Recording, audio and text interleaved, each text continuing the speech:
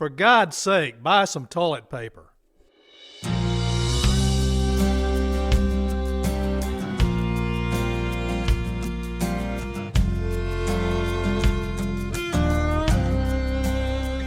Welcome to the Get Real About Safety podcast, where we discuss the new view of safety, the things that work, the things that don't work, and try to break down old view paradigms to help you improve safety performance in your organization. Hi, I'm Mike McCarroll. And I am Pam Fisher. Good morning. I hope everyone out there is staying safe. Here at ProSafe, we are basically shut down. No one is doing live training, including our classes at Georgia Tech that have been canceled through the end of April. We have one upcoming course at Georgia Tech that will be done in a virtual online format, and that is the Advanced Safety Management course, May 5th through 8th. We are also doing virtual training through ProSafe for both regulatory training, except of course for the OSHA 10 and 30 hour. We're doing safety management and human performance. We've had requests for virtual event learning training, holding event learning team sessions, and consulting, and we'll also be offering that service. Please check out our website for what is available. In light of the COVID-19 pandemic, we thought this might be a good time to talk about resilience. So what is that? One definition of resilience is the ability to survive a crisis and thrive in a world of uncertainty. Or it's the ability to quickly recover from difficulties or unexpected events. It is the ability to cope in spite of setbacks. Now, as applied to an organization, here's another definition. It is the ability to anticipate, prepare for, respond, and adapt to disruptions. Because here's the bottom line. Adversity is a fact of life. We need to change our thinking from what if it happens to when it happens. By changing our thinking, it allows us to better anticipate and respond. Resilience applies not only to your business model, but also to your personal life. We fear that a lot of folks were not prepared for this worldwide emergency, so the subject is timely. On a personal note, I'm busy planting this year's vegetable garden, and I've got some sourdough starter happening. I grew up in a rural Washington state, and I lived on both a small island off the northern coast, as well as in Mattawa, which is a speck on the map of eastern Washington with a population about 200, and an hour drive to a grocery store if the weather allows. I learned early to always have a minimum of a month's worth of food. Typically, I would garden, glean, can, and dry food throughout the summer, so I was set for the entire winter. Some of you might know what gleaning is. Basically, that means that when the farmers were done harvesting on the large farms, they would open it up to the community to take whatever was left by the big machines.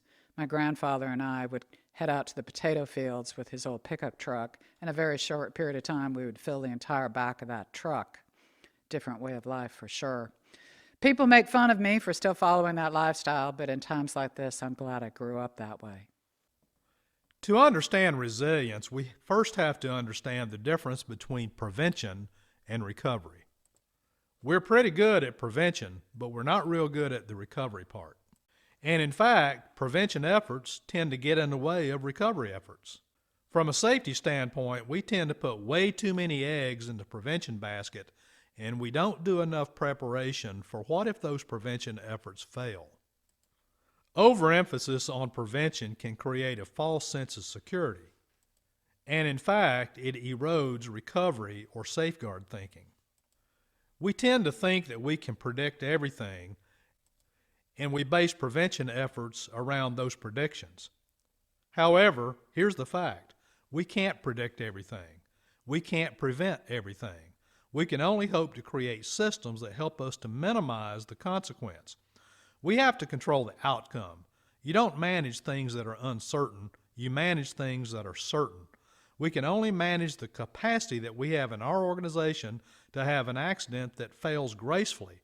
Or, another way to put that is making it safer to fail. Failure is a given. Ultimately, things will fail. Ultimately, prevention efforts will fail. It's just a matter of when that occurs. Serious failures, and especially the ones that get people killed, happen in one of three different ways. Either the absence of controls, or insufficient controls, or an event beyond prediction. In other words, it is unimaginable. This is often where catastrophic events occur, and in fact, isn't that where we are today with this COVID-19 virus? So let's talk about the difference between controls, barriers, and safeguards. Controls are preventative efforts such as procedures, policies, and rules. Barriers keep someone isolated from a hazard, things like guardrails, floor hole covers, and machine guards. Both of these fall into the area of prevention. However, safeguards minimize the severity of events that still occur in spite of those controls or barriers.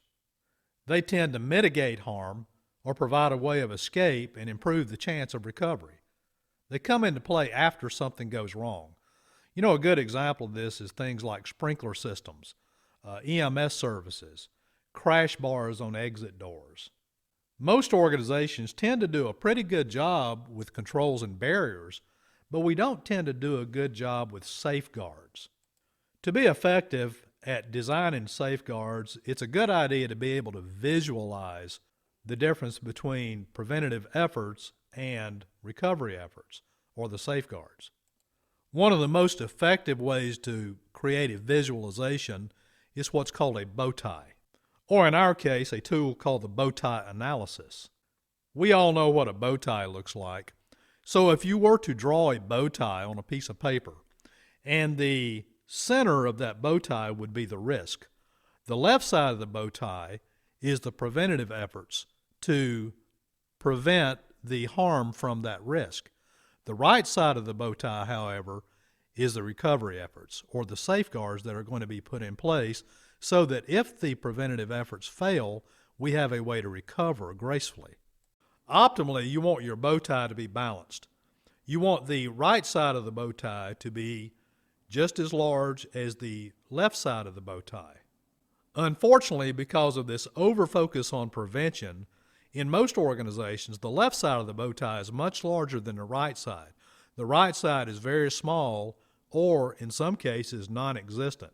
In other words, it's a very unbalanced bow tie. Probably the easiest way to visualize what I'm talking about is to think about two events that have occurred in the past couple of years. In Seattle, there was a tower crane collapse. In Miami, there was a pedestrian walk bridge that collapsed. In both of these events, there was some absence of control, there was some insufficiency of control, but by and large, they had general controls in place. However, on the right side of the bow tie, they had nothing. In Seattle, a tower crane was being dismantled over live traffic on a Saturday morning. Even though they had safety programs in place and supposedly qualified people in place, an insufficiency of controls was happening in that iron workers were taking pins out of the tower prematurely rather than following the manufacturer's instructions of dismantling the tower sections one section at a time. That was bad enough, but the problem was this was being done over live traffic. Had the right side of the bow tie been considered, the street would have been shut down. There would have been no possibility for further damage and catastrophic event outcomes to take place. The Miami bridge collapse was almost identical. Even though some of the controls were failing, there was no right side of the bow tie. This walk bridge was being built over an 8-lane highway with live traffic underneath. This was also a brand new prototype project. When things began to fail, and in the face of uncertainty, they continued on. Now, that's bad enough, but again, had the right side of the bow tie been considered, that street would have never been open to start with in the face of doing a new technique that had never been done before and things going wrong in the process. So think about this in your own operations, in safety, and in any area of safety in your own operations. By doing a bow tie analysis, it helps us to identify critical steps. A critical step is an action that will trigger immediate, irreversible, and intolerant harm if performed improperly. Some things have to go right the first time they are performed. To be a critical step, it must have a point of no return or be irreversible.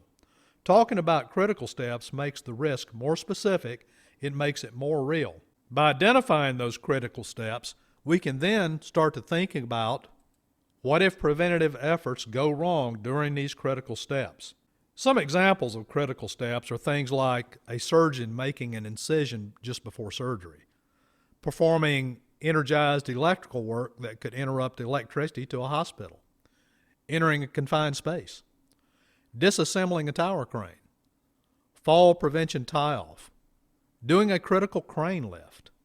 By identifying critical steps in the tasks that your workers do, we can then define critical controls, any barriers that need to be in place, but more importantly, the safeguards that need to be in place if those things go wrong. So I guess it's important that we also define a critical control.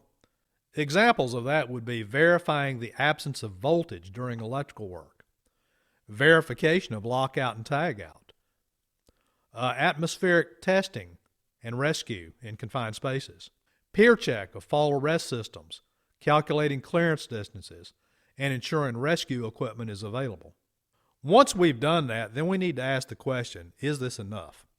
And not what if it fails, but when it fails, what are we going to do? What is the right side of the bow tie?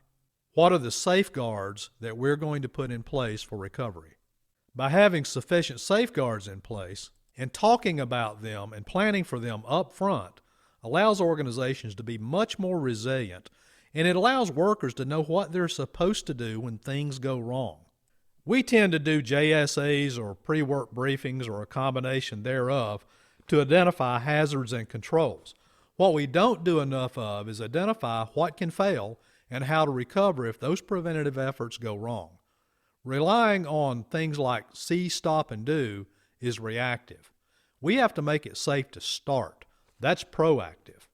Many organizations are moving to a stance of make it safe to start rather than over-reliance on stop work authority. Now don't get me wrong, stop work authority is good. It is a human performance tool, and you do want workers to stop in the face of uncertainty. However, we rely way too heavily on stop work authority.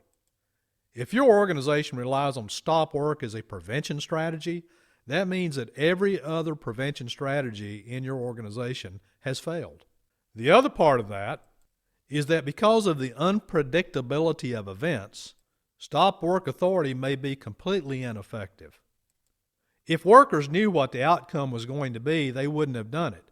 And if they knew what the outcome was going to be, they would stop work anyway. They don't have to have stop work authority. So why not empower the workers to have the power to not start a job if the appropriate controls, barriers, and safeguards are not present or engaged? So how does all this tie back to the COVID-19 situation? Globally, we were not prepared for this. We have done a lot of what-if thinking rather than when it happens thinking. As a result of that, the whole world has been caught by surprise. Tens of thousands of people are dying. We've been caught without enough PPE, ventilators, medical capacity, food, toilet paper, cleaning supplies, etc. Had we been anticipating when a pandemic happens, and had we been prepared for that, we would be better able to adapt. The current political tug of war between protecting our people and protecting the economy has some asking the cost of protecting people. The real question is, what is the cost to society if we don't protect the people? How resilient can the economy be if the virus is not controlled? Economically, we have not anticipated the impact of this virus. Trillions of dollars have been borrowed for things that do not lend themselves to preparation and left us and the world without the capacity to thrive in these times. As a result, the negative economic impact will be felt for generations to come. On a more positive note, we know that after this virus has passed, we should all have a new respect for the need for resiliency and balancing our bow ties in both our personal and business lives.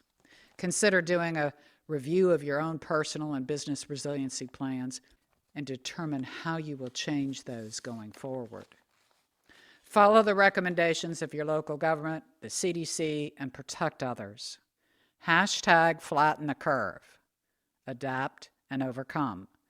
We are all in this together, and we will be stronger when this is past.